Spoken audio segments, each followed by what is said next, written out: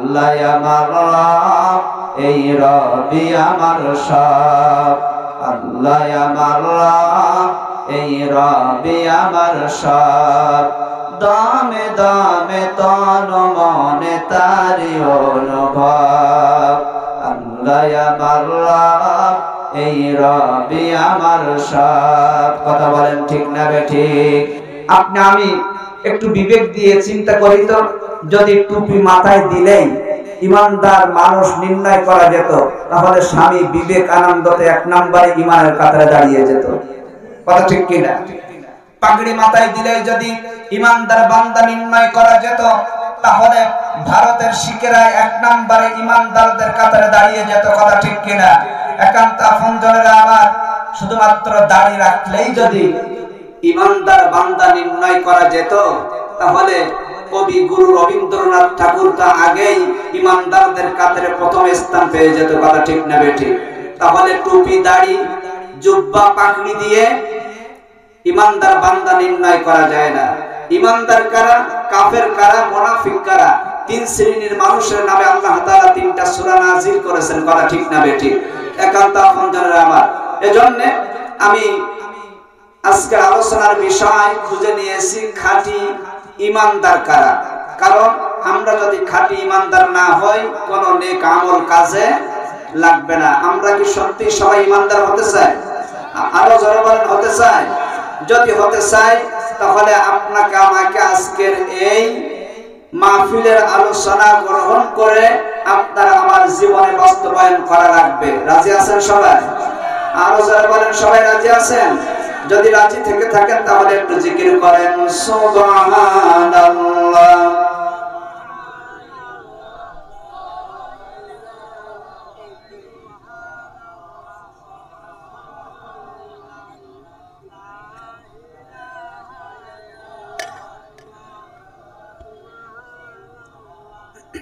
এতগুলো মানুষ, এই আওয়াজ,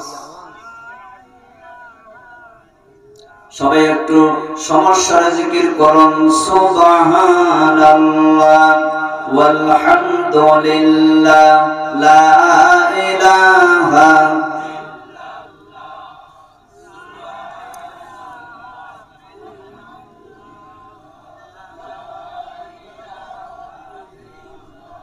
লা ইলাহা ইল্লাল্লাহ মুহাম্মাদুর রাসূলুল্লাহ। সম্মানিত হাজিরিন, তাহলে আমরা যদি জাহান্নামের দিকে অগ্রসর হতে থাকি, ঈমান যদি আপনার আমার নষ্ট হয়ে যায়, তাহলে আমরা আজকে যদি জানতে পারি আমাদের ঈমান নষ্ট হয়ে যাচ্ছে, সেই পথ আমরা বর্জন করতে চাই কি চাই না? মনে করেন আপনাদের এলাকায় বড় নদী আছে না? এখান থেকে সুন্দরবন কত কিলো হবে? 5 কিলো। এখানে সুন্দরবনে পাশেই বড় নদী, নদীতে আছে নৌকা, আছে একটা মাঝি। একজন ভদ্রলোক যে নৌকায় উঠে দাঁড়িয়েই বলছে, মাঝি নৌকা বাইতে থাকো। মাঝি বলছে, মুরব্বি আমরা যে নৌকায় বর্তমান অবস্থান করতেছি, এই যে নদী, এই নদীর 2 সাইডে 2টা ঘাট আছে। একটা হলো সুন্দরবনের জঙ্গলের ঘাট, আর একটা সাতক্ষীরা শহরের ঘাট। আপনি কোন ঘাটে যাবেন? মুরব্বি বলছে, আমি তোমাকে বললাম না নৌকা বাইতে থাকো। তৃতীয়বারে আবার মাঝি জিজ্ঞাসা করছে, আপনি কোন ঘাটে যাবেন? জঙ্গলের ঘাটে না সাতক্ষীরা শহরের ঘাটে? মুরব্বি এবার ধমক দিয়ে বলছে, মাঝি আমি বললাম না তোমাকে বাইতেই থাকো। সাতক্ষীরা শহরের দিক থেকে পানি যাচ্ছিল, স্রোত যাচ্ছিল আপনার সুন্দরবনের জঙ্গলের ঘাটের দিকে। আমি আপনাদের কাছে জানতে চাই, মাঝির নৌকা বাইতে কোন দিকে সুবিধা হবে? জঙ্গলের ঘাটের দিকে। নবীজি আমার বলেন, আদ-দুনিয়া ও সিজনুল মুমিন ওয়া জান্নাতুল কাফির, মুসলিম শরীফের হাদিস। নবীজি আমার বলেন, দুনিয়াটা হবে মুমিনদের জন্য জেলখানা স্বরূপ। যা ইচ্ছা তাই মুমিন বান্দারা করতে পারবে না, জেলার সাহেবের অর্ডার মতো তাদেরকে চলতে হয়। আমার আল্লাহ রাব্বুল আলামিন হলেন আপনার আমার মালিক, তিনি হলেন এই পৃথিবীর স্রষ্টা, তিনি আপনার আমার মহান মালিক। তার হুকুম মোতাবেক মুমিন বান্দা চলবে। আল্লাহর হুকুম ছাড়া মুমিন বান্দা 1 চুল পরিমাণ অগ্রসর হতে পারবে না। এবং কাফেরদের জন্য দুনিয়াটা জান্নাত স্বরূপ। ওয়ালাকুম ফিহা মা তাশতাহি আনফুসুকুম ওয়ালাকুম ফিহা মা তাদউন। জান্নাত এমন একটা জায়গা, ওই জান্নাতে বান্দা যা চাইবে তাই পাবে, যা যেখানে খুশি সেখানেই যাবে, কেউ কোনো বাধা দেবে না। দুনিয়াটা কাফেরদের জন্য ওই রকমই, যা খুশি খাও দাও ফুর্তি করো, দুনিয়াটা মস্ত বড়, নিজে অপরাধ করে অন্যের ঘাড়ে চাপে দিয়ে সাধুর সাথে ঘুরে বেড়ায়, এমন ফেলে আর বাংলার জমিনে আছে না নেই? এখন তাফন্তের আমার ওই মাঝির জন্য সহজ ছিল সুন্দরবনের জঙ্গলের ঘাটের দিকে, বাইতেই আছে, বাইতে বাইতে হঠাৎ করে উত্তর গগনে কালো মেঘ জমা হয়েছে, বিরাট ঝড় উঠে গিয়েছে। এই সময় মুরব্বীর হুঁশ ফিরেছে, ডাক দিয়ে বলছে, মাঝি এই মুহূর্তে আমরা কোথায়? বলছে, আমরা তো আছি জঙ্গলের ঘাটের পাশাপাশি, এই তো জঙ্গলের ঘাটে পৌঁছে গিয়েছি। ওই সময় মুরব্বী ডাক দিয়ে বলছে, মাঝি আমার তো নিয়ত ছিল আমি সাতক্ষীরা শহরের ঘাটে যাব, এখানে নিয়ে আসলা কেন? এখানে কিভাবে পৌঁছালাম? দ্রুত এই মুহূর্তে তুমি আমাকে এই জঙ্গলের ঘাট থেকে সাতক্ষীরার ঘাটে নিয়ে যাও। আমি আপনাদের কাছে জানতে চাই, মাঝির বাপেরও কি কোনো ক্ষমতা আছে? এই সময় নদীতে ঝড় উঠে গিয়েছে, ওই সময় ওই নৌকা ভাড়িয়ে আবার জঙ্গলের ঘাট থেকে সাতক্ষীরার ঘাটে ওই মুরব্বীকে নিয়ে যাবে? কথা বলেন। ওই মুরব্বী যদি নৌকায় উঠে, যে সময় মাঝিকে নৌকা বাইতে বলতেছিল, ওই সময় মাঝি বারবার জিজ্ঞাসা করেছেন যে আপনি কোন ঘাটে যাবেন, জঙ্গলের ঘাটে না সাতক্ষীরা শহরের ঘাটে? ওই সময় যদি মাঝির জবাবে ওই ভদ্রলোকটি বলতো আমি সাতক্ষীরা শহরের ঘাটে যেতে চাই, তাহলে মাঝির যদি অত্যন্ত পরিশ্রম করে হলেও নিয়ে যেতে হতো সাতক্ষীরা শহরের ঘাটে, অন্তত মাঝি চেষ্টা করতো। কথা ঠিক কিনা? একান্ত আপনাদের আমার আল্লাহ রাব্বুল আলামিন এই পৃথিবীতে আপনাকে আমাকে পাঠিয়েছেন, জীবনটা একটা নৌকা, একটা তরী। এই দুনিয়াটা হলো একটা সমুদ্র, একটা বড় নদী, দুই সাইডে দুইটা ঘাট আছে, একটা জান্নাতের ঘাট, একটা জাহান্নামের ঘাট। আপনার আমার জন্য নবীজি বলেন, কাফেরদের জন্য দুনিয়াটা হবে জান্নাত স্বরূপ, যা খুশি তাই করবে, কেউ বাধা দেবে না, তাদের ক্ষমতার বড়াই, তাদের দাপট প্রতিপত্তি, এটা তারা বল প্রয়োগ করে যা খুশি তাই করবে, মাজলুমদের উপরে জুলুম করবে, দুর্বল মানুষদেরকে তারা কোনো মর্যাদাই দেবে না, তাদেরকে মানুষ বলে মনে করবে না, যা খুশি তাই করবে। একান্ত আপনজনেরা আবার আল্লাহ রাব্বুল আলামিন এই দুইটা ঘাট দিয়েছেন, একটা হলো জান্নাতের ঘাট আর একটা কিসের ঘাট? জাহান্নামের ঘাট। আস্তে আস্তে আপনি আমি এই মুহূর্তে আজকের আলোচনা শুনে যদি দেখি আমাদের জীবন নামক তরীটা দুনিয়ার এই নদীতে আপনি আমি ভাসিয়ে দিয়ে জাহান্নামের ঘাটের দিকে অগ্রসর হচ্ছে, তাহলে এই মুহূর্তে ঝড় ওঠার আগে, অর্থাৎ মালাকুল মউত আজরাইল যদি আপনার আমার জীবন নামক তরীতে ঝড় উঠিয়ে দেন দুনিয়া নামক এই মহাসমুদ্রে, বিরাট বড় নদীতে, তাহলে কোন ব্যক্তির বাপের ক্ষমতা কি আছে আপনাকে আমাকে মৃত্যুর মুহূর্তে ওই জাহান্নামের ঘাট থেকে জান্নাতের ঘাটে নিয়ে যেতে পারে? আরো জোরে বলেন, আছে? কেউ পারবে না। তাহলে এই মুহূর্তে যেহেতু এখনো নদীতে আপনি আমি ঝড়ের পূর্বাভাস দেখতে পাচ্ছি না, কখন যে ঝড় উঠবে আমরা কেউ বলতেও পারি না। তার মানে আপনার আমার কখন মৃত্যু হবে আপনি আমি কি কেউ বলতে পারবো? কেউ বলতে পারবো না। হঠাৎ করে আপনার আমার জীবন নামক তরীতে ঝড় উঠে যেতে পারে। তো ঝড় ওঠার আগে আমরা যদি আজকে জানতে পারি আমাদের পথটা হয়ে যাচ্ছে, আমাদের জীবন নামক তরীটা চলছে জাহান্নামের ঘাটের দিকে, এই মুহূর্তে ঝড় ওঠার আগে ব্রেক মেরে আপনার আমার জীবন নামক এই নৌকা, এই তরীটা আপনি আমি কি পারবো জান্নাতের ঘাটের দিকে বাড়াতে? পারবো? যদি পারি তাহলে আজকের মাহফিল সফল হবে, সার্থক হবে। কথা বলেন ঠিক না বেঠিক? একান্ত আপনজনের আমার যদি খাঁটি ইমানদার হতে পারি, আল্লাহ রাব্বুল আলামিন আপনাকে আমাকে পুরস্কার দান করবেন, লাভবান হব আপনি আমি। কারণ আপনি আমি তো লাভের পাগল, লাভ ছাড়া কিছুই বুঝি না। প্রবাদ আছে, লাভে লাভ হয়, বিনা লাভে কেউ লাভ বইতে চায় না। তাহলে আমরা যদি খাঁটি ইমানদার হই, লাভ আছে না নাই? আরো জোরে বলেন, আছে না নাই? আল্লাহ রাব্বুল আলামিনকে ডাক দিয়া বললাম, রব্বুল আলামিন এই মুহূর্তে আমরা আবাদ চণ্ডীপুর মির্জাবাড়ি বিল্লাল জামে মসজিদ সংলগ্ন ময়দানে, কোরআনের ময়দানে বসে আমরা সিদ্ধান্ত নিয়েছি আজকে আমরা আমাদের জীবন নামক তরিটা জাহান্নামের ঘাটে আর ভাসাতে চাই না, জান্নাতের ঘাটের দিকে ফিরাতে চাই।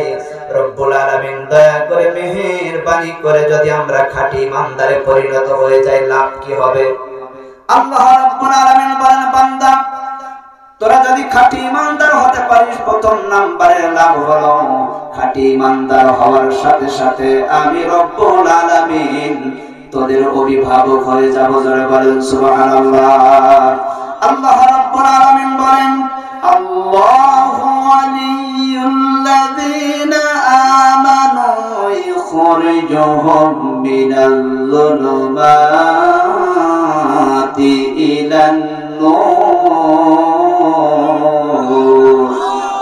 আল্লাহ রাব্বুল আলামিন বলেন, ইমানদার কওমের বান্দা যারা খাঁটি ইমানদার হবে, ইমানদার হওয়ার সাথে সাথে আমি রব্বুল আলামিন আমার খাঁটি ইমানদার মুমিন বান্দাদের অভিভাবক আমি আল্লাহ নিজেই হয়ে যাব। জোরে বলেন সুবহানাল্লাহ।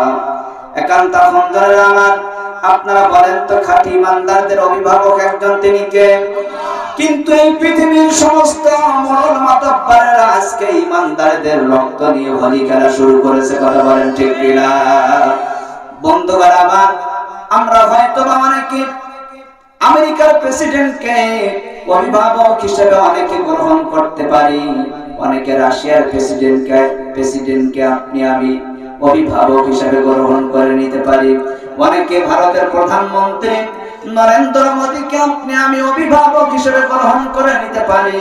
তবে আল্লাহ রাব্বুল আলামিন বলেন, এরা তোমাদের অভিভাবক, তাদের ক্ষমতা কেমন জানো? ওদের ক্ষমতা আমি রব্বুল আলামিনের কাছে মশার চেয়েও কম দামি। জোরে বলেন সুবহানাল্লাহ। কারণ আপনি আমি যদি খাঁটি ইমানদার হতে পারি, আমাদের অভিভাবক তো সেই অভিভাবক যিনি নমরুদকে ক্ষমতা দিয়েছিলেন। কথা বলেন ঠিক কিনা? নমরুদকে যখন ক্ষমতা দিলেন, আল্লাহ রাব্বুল আলামিন বলেন, লিনানজুরা কাইফা তা'মালুন। আমি রব্বুল আলামিন ক্ষমতা দেই আর তাকিয়ে তাকিয়ে দেখি তাদের আমলটা কেমন হয়। যখন তারা ক্ষমতার অপব্যবহার করেছে, আমার রব্বুল আলামিন নমরুদকে ল্যাংড়া মশা মাথার মধ্যে ঢুকা দিয়া জুতা পিটা করে করে দুনিয়ার থেকে বিদায় করে দিয়েছেন। কথা বলেন ঠিক কিনা? আপনার অভিভাবক তো সেই অভিভাবক যখন আল্লাহ তাআলা আমাদের অভিভাবক ফেরাউনকে রাজত্ব দিলেন, রাজত্ব দিয়ে ক্ষমতা দিয়ে আল্লাহ তাআলা দেখলেন তার আমলটা কেমন হয়। যখন ইমানদার মুমিন বান্দা বনি ইসরাইলদের উপরে যখন নির্যাতন করলো, মুসা আলাইহিস সালাতু ওয়াস সালামকে যখন দুশমন মনে করে দুনিয়ার থেকে একেবারে বিদায় করে দেওয়ার ষড়যন্ত্র করলো, আল্লাহ রাব্বুল আলামিন আপনার আমার অভিভাবক তো সেই অভিভাবক যিনি ফিরাউনকে লোহিত সাগরের মধ্যে ইঁদুরের মতো চুপিয়ে চুপিয়ে মেরেছেন। কথা বলেন ঠিক কিনা?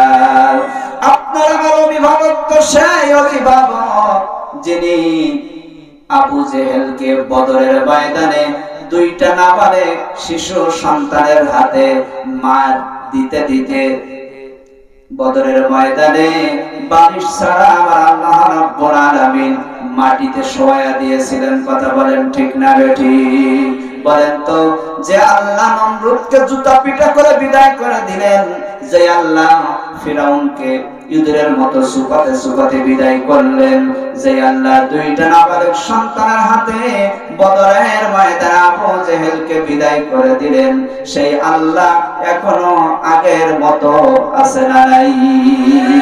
এখনো যদি কোন ব্যক্তি ক্ষমতার অপব্যবহার করে, মুসা আলাইহিস সালাতু ওয়াস সালামের উত্তরসূরিদের উপরে নির্যাতন করে, হযরত ইব্রাহিম আলাইহিস সালাতু ওয়াস সালামের উত্তরসূরিদের উপরে নির্যাতন করে, মুহাম্মদ সাল্লাল্লাহু আলাইহি ওয়াসাল্লামের উত্তরসূরিদের উপরে নির্যাতন করে, ক্ষমতার অপব্যবহার করে, তাহলে যে আল্লাহ নমরুদকে জুতা পিটা করে বিদায় করে দিয়েছেন, যে আল্লাহ ফিরাউনকে লোহিত সাগরে ইঁদুরের মতো চুপিয়ে চুপিয়ে বিদায় করে দিয়েছেন, সেই আল্লাহ আজও জুতা পিটা করে দুনিয়া থেকে অসম্মানিত করে বিদায় করতে পারেন কি পারেন না? আরো জোরে বলেন, পারবেন কি পারবেন না? তাহলে আমাদের একজন অভিভাবক, তিনি কে? যদি হতে পারি ইমানদার, যদি হতে পারি কি ইমানদার। আল্লাহ রাব্বুল আলামিন আপনি আমি যদি ইমানদার হতে পারি, তিনি আমাদের অভিভাবক। আর তিনি কেমন অভিভাবক? আল্লাহ রাব্বুল আলামিন বলেন ওদের ক্ষমতা এমন ক্ষমতা, আমি রব্বুল আলামিন যদি ওদের হায়াত নামক সুইচটা চাপ দেই, চাপ দেওয়ার সাথে সাথে ওদের জীবন নামক বাল্বটা নিভে গিয়ে ওদের সমস্ত ক্ষমতা মুহূর্তের মধ্যে ধূলিকণায় পরিণত হয়ে দাফন হয়ে যাবে। কথা বলেন ঠিক না বেঠিক? আল্লাহ রাব্বুল আলামিন কেমন অভিভাবক, কেমন ক্ষমতা তার? আল্লাহ তাআলা বলেন কুলিল্লাহুম্মা মালিকাল মুলকি তুতিল মুলকা মান তাশাউ ওয়া তুইজ্জু মান তাশাউ ওয়া তুযিল্লু মান তাশাউ বিয়াদিকাল খায়র ইন্নাকা আলা কুল্লি শাইইন কাদির। আমার আল্লাহ রাব্বুল আলামিন বলেন যাকে ইচ্ছা আমি রব্বুল আলামিন ক্ষমতা দান করি। বলেন তো ক্ষমতা দেওয়ার মালিক কে? আরো জোরে বলেন ক্ষমতা দেওয়ার মালিক কে? ক্ষমতা ছিনিয়ে নেওয়ার মালিক কে? আন্নাল কুওয়াতা লিল্লাহি জামিআন, সকল ক্ষমতার উৎস একজনের, তিনি কে? আরো জোরে বলেন মুসলমান তিনি কে? আল্লাহ বলেন আমি রব্বুল আলামিন যাকে ইচ্ছা ক্ষমতা দেই, আবার যাকে ইচ্ছা আমি রব্বুল আলামিন ক্ষমতা ছিনিয়ে নেই। রব্বুল আলামিন বলেন তুইজ্জু মান তাশাউ ওয়া তুযিল্লু মান তাশাউ বিয়াদিকাল খায়র, আর যাকে ইচ্ছা আমি রব্বুল আলামিন ইজ্জত দান করে সম্মান দেয়, আর যাকে ইচ্ছা যখন দেখি ক্ষমতার অপব্যবহার করেছে অসম্মানিত করে আমি রব্বুল আলামিন বেইজ্জতি করে দুনিয়া থেকে বিদায় করে দেয়। কথা বলেন ঠিক না বেঠিক? এখান থেকে আপনি আমি বুঝতে পারলাম ক্ষমতা পাইলেই সম্মান পাওয়া যায় না। যায়? ক্ষমতা পাইলেই সম্মান পাওয়া যায় না। কারণ আমরা দেখি অনেক ক্ষমতাবান মানুষ আমাদের সামনে আসে, মানুষেরা সালাম দেয় কিন্তু সালামের ভিতরে ভেজাল আছে। সালাম দেয়, তাদের সম্মান করে শুধুমাত্র একটা ভয়ে, তারা যদি আমাদেরকে ক্ষতি করে সালাম না দিলে, এজন্য ক্ষতি থেকে বাঁচার জন্য সালাম দেয়। সালাম দিয়ে পাশ ফিরে পিছনের দিকে তাকায়া লাঠি নাই জুতা তুলে স্যালুট জানাই। কথা বলেন ঠিক না বেঠিক? এখান থেকে বোঝা গেল ক্ষমতা পাইলেই সম্মানিত হওয়া যায় না। ক্ষমতা দেওয়ার মালিক আল্লাহ, সম্মান দেওয়ার মালিক আল্লাহ, ক্ষমতা ছিনিয়ে নেওয়ার মালিক আল্লাহ, অসম্মানিত করার মালিক আমার আল্লাহ। কথা বলেন ঠিক কিনা? আল্লাহ আমার রব, এই রবি আমার সব। আল্লাহ আমার রব, এই রবি আমার সব। দামে দামে তন মনে তারি অনুভব। আল্লাহ আমার রব, এই রবি আমার সব। কথা বলেন ঠিক না বেঠিক? তাহলে খাঁটি বান্দা মুমিন বান্দাদের প্রথম নাম্বারের লাভ হলো আল্লাহ রাব্বুল আলামিন আমাদের অভিভাবক হয়ে যাবেন। রব্বুল আলামিন বলেন যদি আমি তোমাদের অভিভাবক হয়ে যাই, আমার কাজ হলো ইখরিজুহুম, বাহির করে নিয়ে আসব, মিনাল যুলুমাতি ইলান নূর, অন্ধকার থেকে আলোর পথে। ওই অন্ধকার মানে মনে হয় রাতের অন্ধকার নাকি? রাতের অন্ধকার। আল্লাহ রাব্বুল আলামিন বলেন কোন আলোর পথে নিয়ে আসবো বান্দা জানো? সূর্যের আলোর দিকে নয়, লাইটের আলোর দিকে নয়। আমি আল্লাহ রাব্বুল আলামিন ইখরিজুহুম, বাহির করে নিয়ে আসবো, মিনান নূর ইলাল যুলুমাত, অন্ধকার থেকে আলোর পথে। আল ইসলাম নূরুন, ইসলাম হলো আলো, ইসলাম লাইট। আল্লাহর বিধান বাদ দিয়ে যারা মানুষের তৈরি করা মতবাদ, শয়তানের তৈরি করা নিয়ম কানুন পদ্ধতির দিকে মানুষদেরকে ডাকে, আল্লাহ বলেন আমি রব্বুল আলামিন যখন খাঁটি ইমানদারদের অভিভাবক হয়ে যাব, মানব রচিত শয়তানি সমস্ত মতবাদ থেকে বান্দা বান্দীদেরকে ওই শয়তানি মতবাদ থেকে বাহির করে আল ইসলাম ও নূরুন, ইসলামের পথে আমি আল্লাহ তাআলা কবুল করে নিয়ে আমার বান্দাদেরকে জান্নাতি বান্দা বান্দি হিসাবে আমি আল্লাহ তাআলা কবুল করে নেব। যারা বলেন সুবহানাল্লাহ। এখন তো বন্ধুরা আমার দ্বিতীয় নম্বরে মুমিন বান্দাদের লাভ হলো আল্লাহ রাব্বুল আলামিন বলেন যদি তোমরা খাঁটি ইমানদার হতে পারো বান্দা আসমান আর জমিনের সমস্ত বরকতের দরজাগুলি আমি রব্বুল আলামিন তোমাদের জন্য খুলে দেব। জোরে বলেন সুবহানাল্লাহ। রব্বুল আলামিন বলেন ওয়ালাউ আন্না আহলাল কুরআ আমানু ওয়াত্তাকাউ লাফাতাহনা আলাইহিম বারাকাতিন মিনাস সামাই ওয়াল আরদ। জোরে বলেন আল্লাহু আকবার। আরো জোরে বলেন আল্লাহু আকবার। আরো জোরে বলেন আল্লাহু আকবার। আল্লাহ বলেন বান্দা যদি দুইটা শর্ত পূরণ করতে পারে, জোরে বলেন কয়টা? হাত উঁচু করে সবাই বলেন কয়টা? বান্দা যদি দুইটা শর্ত পূরণ করতে পারে, এক নাম্বার হলো ওয়ালাউ আন্না আহলাল কুরআ আমানু, তারা কোরআনুল কারীমের আহল হবে অর্থাৎ তারা ঈমান আনবে। দ্বিতীয় নাম্বার শর্ত হলো আমি রব্বুল আলামিনকে ভয়ের নীতি অবলম্বন করে তারা জীবন যাপন করবে। রব্বুল আলামিন বলেন তাদের জন্য আসমান আর জমিনের সমস্ত বরকতের দরজাগুলি আমি রব্বুল আলামিন খুলে দেব। সময় মতো বৃষ্টি হবে, যখন যা আবহাওয়ার প্রয়োজন ফল ফসলের জন্য আল্লাহ তাআলা তখন সে আবহাওয়া দিয়ে ফুলে ফলে দেশটাকে সুশোভিত করবেন। ও বন্ধুগণ, এখানটা বন্ধুরা আমার বলেন তো দেখি এখন কি বৃষ্টির সময় বৃষ্টি হয়? ঠিক যে আবহাওয়ার প্রয়োজন আপনার আমার জন্য সময় মতো কি আবহাওয়া পাওয়া যায়? তার মানে হলো গজব শুরু হয়ে গিয়েছে। গতদিন নেটে দেখলাম শেখ আহমদুল্লাহ হুজুর মাঠে মুসাল্লিদেরকে নিয়ে ইস্তেসকার নামাজ আদায় করেছেন। আজকে দুপুর বেলা কালীবাস শহীদ সমাজ স্মৃতি ফুটবল ময়দানে ইস্তেসকার নামাজ হয়েছে।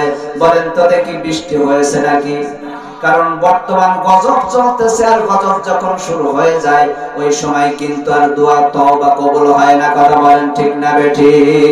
আর গজব আসবে একটা কারণে, নবীজি আমার বলেন যখন মানুষেরা ন্যায় বিচার না পাবে, ন্যায় বিচার যখন না পাবে ওই সময় আল্লাহর গজব নাজিল হবে। হয়তো অনাবৃষ্টি হবে, না হলে অতিবৃষ্টি হবে। অতিবৃষ্টিতে হয়তো বুড়িয়ে সমস্ত ঘর বাড়ি ফসলাদি নষ্ট হয়ে যাবে। দ্বিতীয় নাম্বারে হয়তো অনাবৃষ্টি হবে, বৃষ্টি বন্ধ হয়ে যাবে। কথা বলেন ঠিক কিনা? বর্তমান সময় কি চলছে? আরো জোরে বলেন কি চলছে? গজব চলছে। কথা ঠিক কিনা? আমরা দেখতে পেলাম দুবাইতে এত বৃষ্টি হয়েছে, বৃষ্টির কারণে ওই দেশটা প্লাবিত হয়ে যাচ্ছে। কিন্তু আমাদের বাংলাদেশে বৃষ্টি হতো, এর আগে আমরা দেখতাম বৃষ্টি নিয়ে আমরা পারতাম না, ঠিক সময় মতো বৃষ্টি হতো। কিন্তু বর্তমান সময়ে আল্লাহ আসমান আর জমিনের বরকতের দরজা খুলে দেওয়া তো দূরের কথা, আমরা যে নাফরমানি করতেছি, নিজেরা অপরাধ করে নিরপরাধ মানুষদের কাঁধে চাপিয়ে দিয়ে বছরের পর বছর যুগের পর যুগ জেল খাটাতে খাটাতে বিষ প্রয়োগ করে হুজুরদেরকে বিদায় করে দিচ্ছে। এই জমিনে কিভাবে আল্লাহর রহমত নাযিল হবে? কথা বলেন ঠিক না বেঠিক? এখন তখন যেন আমার গজব কিভাবে বুঝবা? আল্লাহ রাব্বুল আলামিন বলেন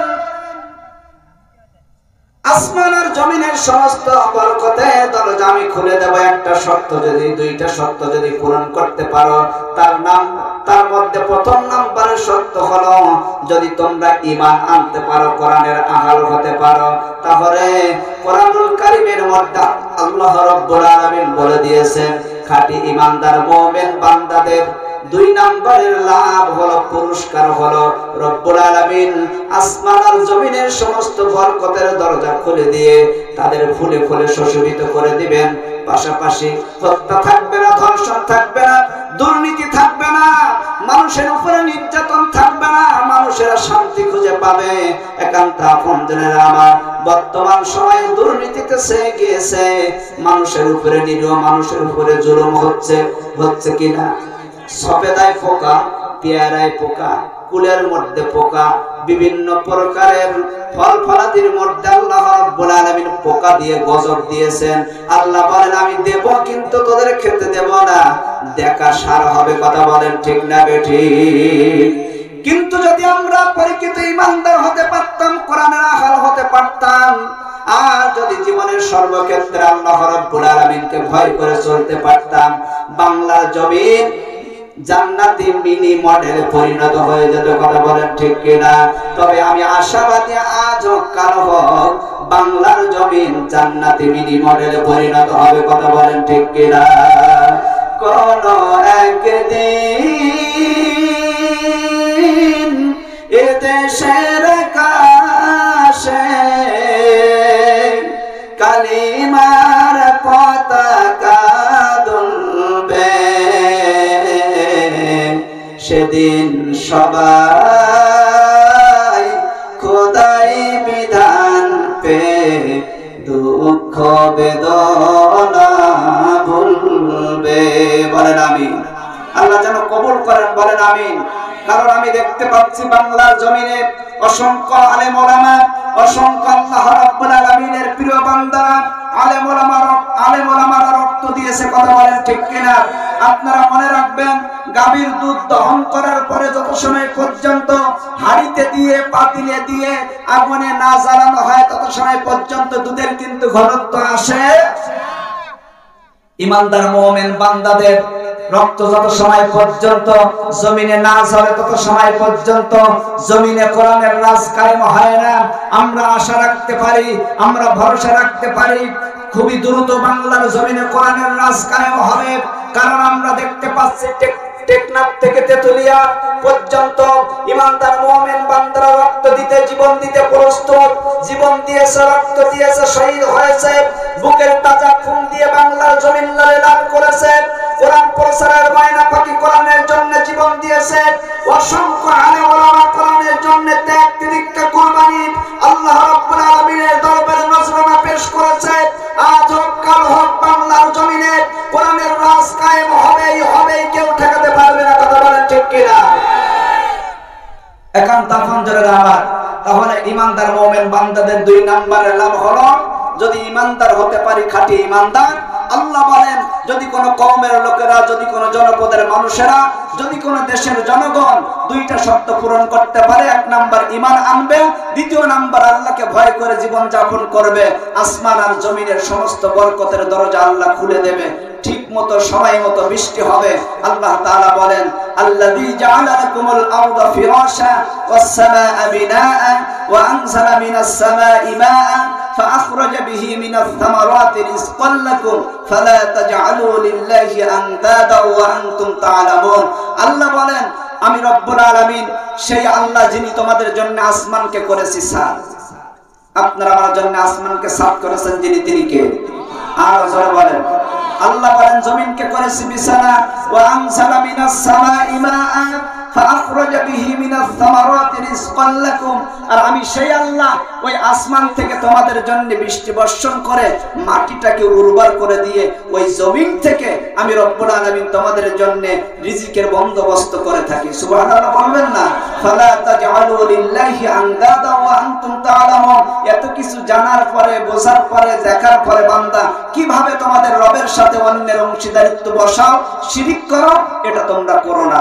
আল্লাহ তাআলা যেন আমাদেরকে শিরিক মুক্ত ঈমান আল্লাহ তাআলা দান করেন। জোরে বলেন আমিন। ঈমানদার মুমিন বান্দাদের 3 নম্বরের লাভ হলো আমার আল্লাহ রাব্বুল আলামিন বলেন সংগঠিত মহা ক্ষতি থেকে ঈমানদার মুমিন বান্দারা বেঁচে যাবে। জোরে বলেন সুবহানাল্লাহ। আল্লাহ রাব্বুল আলামিন বলেন সবার প্রায় সূরাটা মুখস্থ আছে, আমার সাথে সবাই তেলাওয়াত করুন। বিসমিল্লাহির রহমানির রহিম। ওয়াল আসরি ইন্নাল ইনসানা লাফি খুসর ইল্লাল্লাযীনা আমানু ওয়া আমিলুস সালিহাতি وتواصوا بالحق وتواصوا بالصبر। সবাই একটু জিকির করেন লা ইলাহা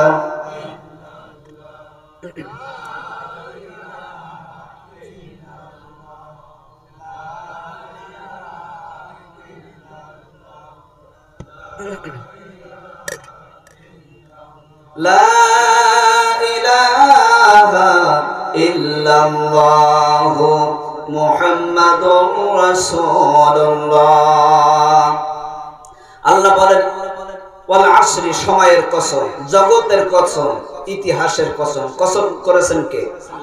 আল্লাহ বলেন ইন্নাল ইনসানা লাফি খুসর, নিশ্চয় সমস্ত মানব সকল ক্ষতিগ্রস্তের মধ্যে শামিল, তারা ব্যতীত ইল্লাল্লাযীনা আমানু, যারা নাকি ঈমানদার। সুবহানাল্লাহ বলবেন না? তাহলে সবাই ক্ষতিগ্রস্তের মধ্যে শামিল। আল্লাহ বলেন 4 শ্রেণীর মানুষ ক্ষতিগ্রস্তের মধ্যে শামিল নাই। তার মধ্যে প্রথম নাম্বার হলো যারা নাকি কিদা, আরো জোরে বলেন ঈমানদার। যারা ঈমান আনবে তারা মহা সংগঠিত ক্ষতি থেকে কি করবে? বেঁচে যাবে। সুবহানাল্লাহ বলবেন না?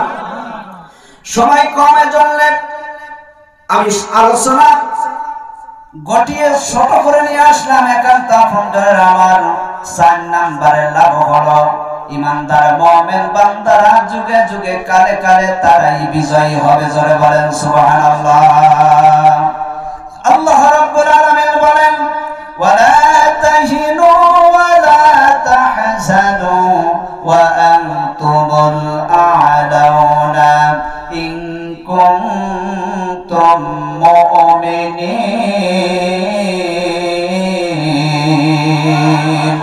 আমার আল্লাহ রাব্বুল আলামিন বলেন ওয়ালা তাহিনু, তোমাদের জন্য কোনো ভয় নাই, ওয়ালা তাহজানু, টেনশনও করা লাগবে না, ওয়া আনতুমুল আ'লাউনা ইন কুনতুম মুমিনিন, তোমরাই বিজয় অর্জন করবে, তোমরাই বিজয়ী হবে।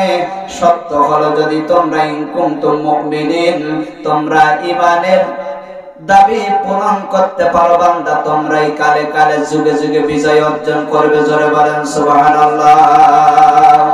কারণ হলো আল্লাহ রাব্বুল আলামিন বলেন ওয়া কানা হাক্কান আলাইনা নাসরুল মুমিনিন।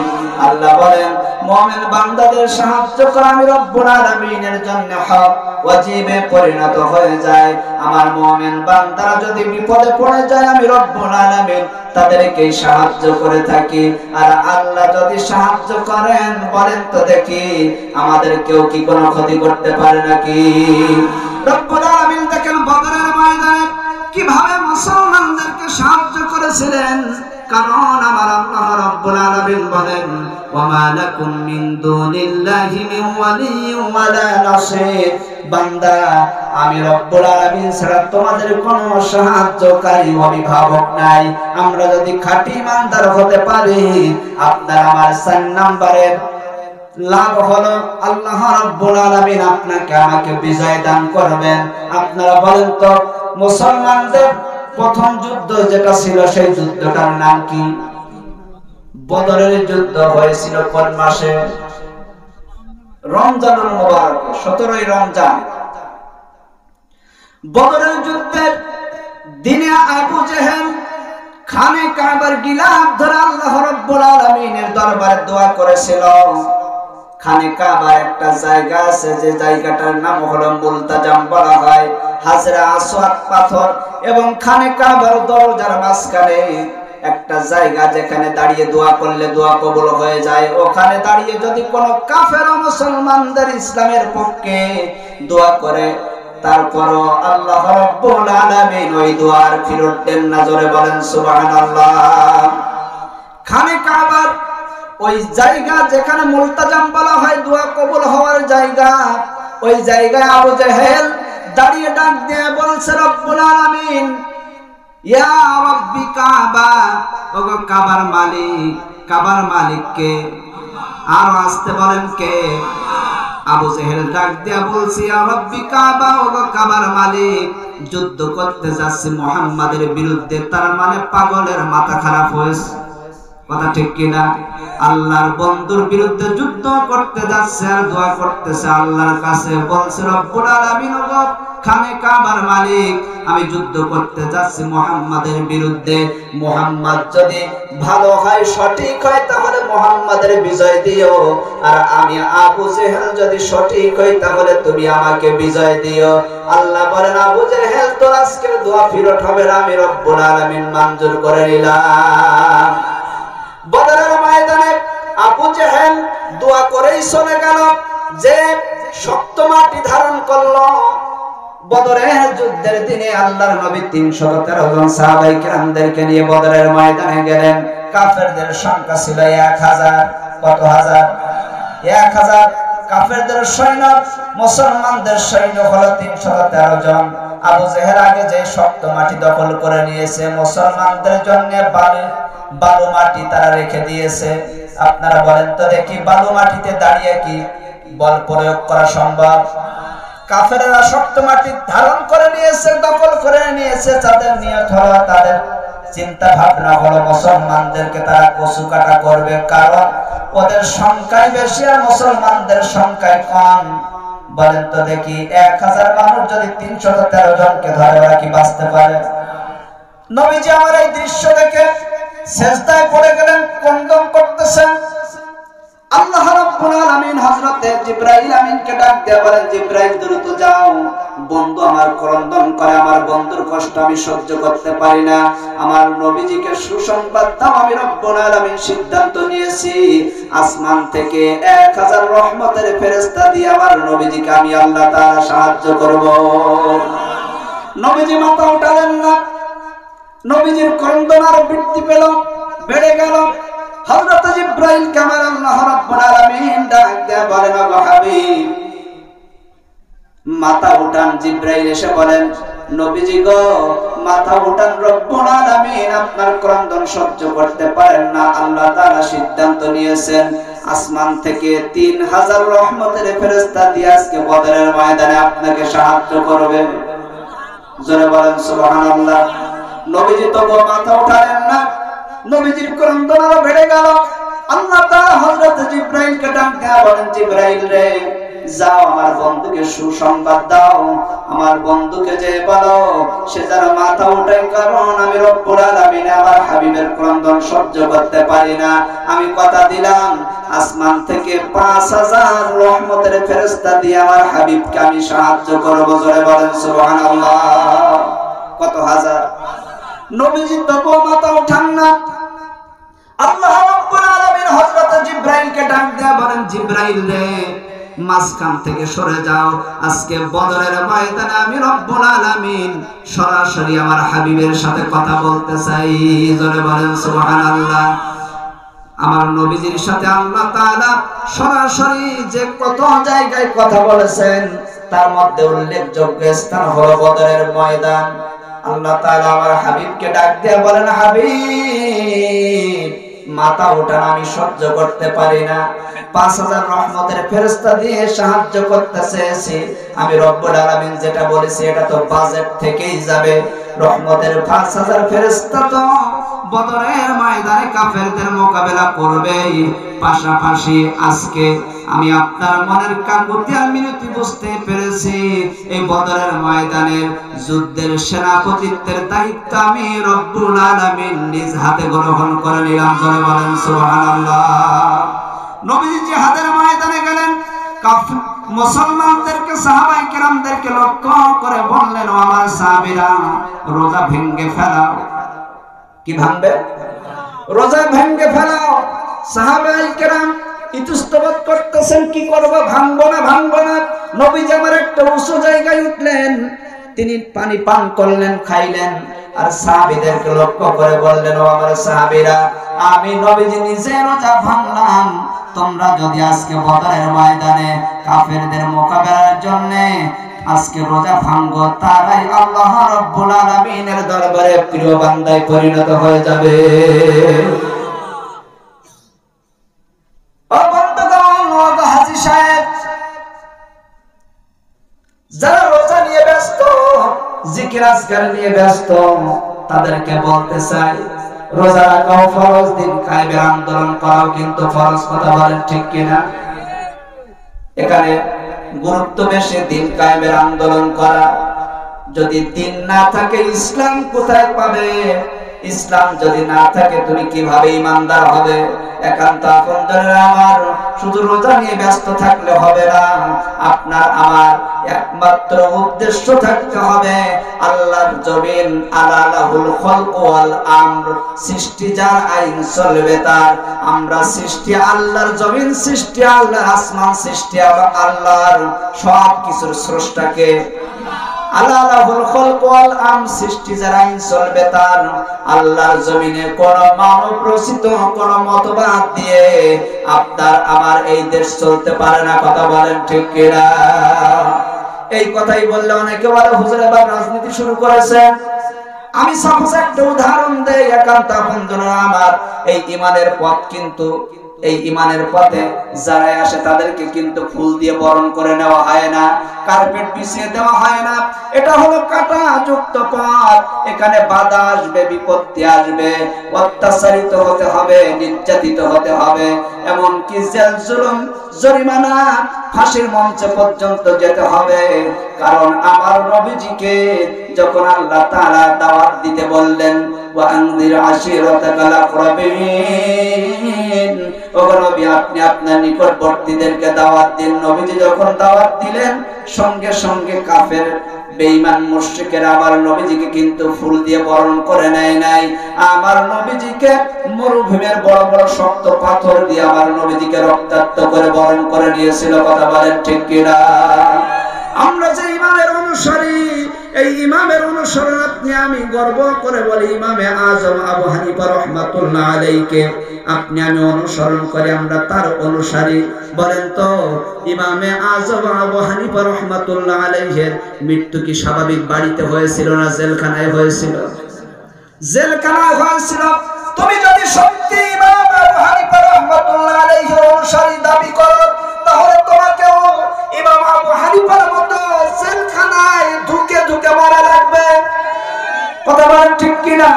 কিন্তু দেখা যায় তুমি ইমাম আবু হানিফার অনুসারী বলে দাবি করো, তুমি যে দাওয়াত দাও তোমাকে সবরি করা আর সন্দেশ রসগোল্লা দিয়ে বরণ করে নেওয়া হয়, মুরগির রান আর খাসির গোশত দিয়ে তোমাকে বরণ করে নেওয়া হয়। এটা তোমার দাওয়াতি কাজ হচ্ছে না। যখনই দেখবা তোমার উপরে নির্যাতন এসেছে, মারপিট হচ্ছে, ওই সময় বুঝতে পারবা তোমার দাওয়াত এখন সঠিক আছে। কথা বলেন ঠিক কিনা? যখন নবীজি বিদায় নিয়ে চলে গেলেন, হযরতে ওমর ফারুক রাদিয়াল্লাহু তাআলা আনহু যখন খেলাফতের দায়িত্ব পেলেন, নামাজরত অবস্থায় হযরতে ওমর রাদিয়াল্লাহু তাআলা আনহুকে বিদায় করে দেওয়া হয়েছিল।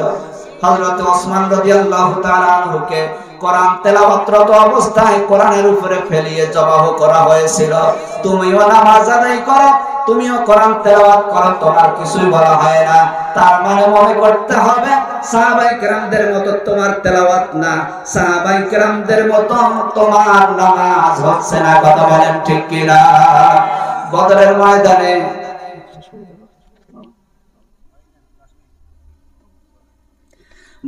ময়দানে নবী করিম সাল্লাল্লাহু আলাইহি ওয়াসাল্লাম কাঁদলেন। আল্লাহ তাআলা সেনাপতিত্বের দায়িত্ব নিলেন। সুবহানাল্লাহ বলেন। সেনাপতিত্বের দায়িত্ব নেওয়ার পরে আল্লাহ তাআলা হযরতে মিকাইলকে ডাক দিয়ে বললেন, মিকাইল কোথায়? মিকাইল বলছে, আল্লাহ আমি তো এখানে আছি। বলেন কি বলবেন বলেন। আল্লাহ বলেন, মিকাইল তোমার কাজ কি? মিকাইল বললেন, আমার কাজ হলো বৃষ্টি বর্ষণ করা। কি বর্ষণ করা? আল্লাহ রাব্বুল আলামিন বলেন, মিকাইল রে এই মুহূর্তে এক খণ্ড মেঘ নিয়ে যাও, যেখানে কাফেররা শক্ত মাটি দখল করে দাঁড়িয়ে আছে, ওখানে বৃষ্টি দাও। আল্লাহ রাব্বুল আলামিনের হুকুমে মুষলধারায় বৃষ্টি দিলেন হযরত মিকাইল। বলেন তো দেখি, শক্ত মাটিতে পানি পড়ার পরে ওখানে কি পাও দিয়ে দাঁড়ানো যাবে? পিছলা হয়ে যাবে কিনা? পাও দিয়ে দাঁড়াতে পারবে না। একদিকে পাও নিয়ে যেতে যাবে, পাও অন্যদিকে চলে যাবে। বলেন তো দেখি। আল্লাহ বলেন, আল্লাহু খায়রুল মাকিরিন। ওরা কৌশল করে, ওরাই ষড়যন্ত্র করে, একমাত্র কৌশলকারী একজন, তিনি কে? আল্লাহ মুহূর্তের মধ্যে বৃষ্টি দিয়ে ওদের পরিবেশ নষ্ট করে দিলেন। আল্লাহ হযরত জিবরাইল হযরত মিকাইলকে ডাক দিয়ে বলেন, মিকাইল আর এক খণ্ড মেঘ নিয়ে যাও, আমার সাহাবা, আমার রাসূল, আমার বন্ধু এবং সাহাবায়ে কেরাম যেখানে বালু মাটিতে দাঁড়িয়ে আছে, ওখানে বিশাল আকারে বৃষ্টি দিয়ে দাও। হযরতে মিকাইল মেঘ নিয়ে গেলেন, বৃষ্টি হলো। বলেন তো দেখি, বালু মাটিতে পানি দিলে ওখানে মাটি নরম হয় না শক্ত হয়? আরো জোরে বলেন। আল্লাহ বলেন, ইন্না নাহনু নাযালনা যিকরা ওয়া ইন্না লাহু লাহাফিজুন। আল্লাহ বলেন, আমি রব্বুল আলামিনের জিকির কোরআন নাজিল করেছি, আর এই জিকিরকে সংরক্ষণের সবটুকু দায়িত্ব আমি রব্বুল আলামিন নিজ হাতেই গ্রহণ করে নিয়েছি। জোরে বলেন সুবহানাল্লাহ।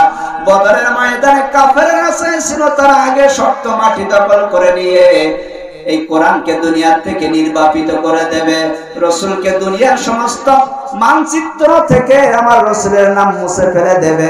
আল্লাহ বলেন, আমি রব্বুল আলামিন ষড়যন্ত্র করে কৌশল অবলম্বন করে সিদ্ধান্ত নিয়েছি, আমি রব্বুল আলামিন পরিবেশ তৈরি করে মুসলমানদেরকে বিজয়ের জন্য জমিন উর্বর করে দেব। জোরে বলেন সুবহানাল্লাহ। বলেন তো, যে আল্লাহ মুহূর্তের মধ্যে কাফেরদের বিজয়কে মুসলমানদের বিজয় বানিয়ে দিতে পারে, সেই আল্লাহ আজ আছে না নাই? দেখতে পাচ্ছি হয়তো আমরা দুনিয়ায় থাকতে পারবো না, আমাদের ঘর বাড়ি ছাড়তে হবে, দুনিয়া ছাড়তে হবে, জেলখানায় বসবাস করতে করতে ওখান থেকে বিদায় নেওয়া লাগবে। হঠাৎ করে আমার আল্লাহ তাআলা ইসলামের সূর্য পূর্ব দিগন্ত থেকে আল্লাহ তাআলা উঠিয়ে দিতে পারেন কি পারেন না? আরো জোরে বলেন, পারেন কি পারেন না? কারণ কাফের মুশরিক বেঈমানেরা যতই ষড়যন্ত্র করুক না কেন, আল্লাহ রাব্বুল আলামিন বলেন ওদের সমস্ত ষড়যন্ত্র হলো মাকড়সার মতো। সুবহানাল্লাহ বলবেন না?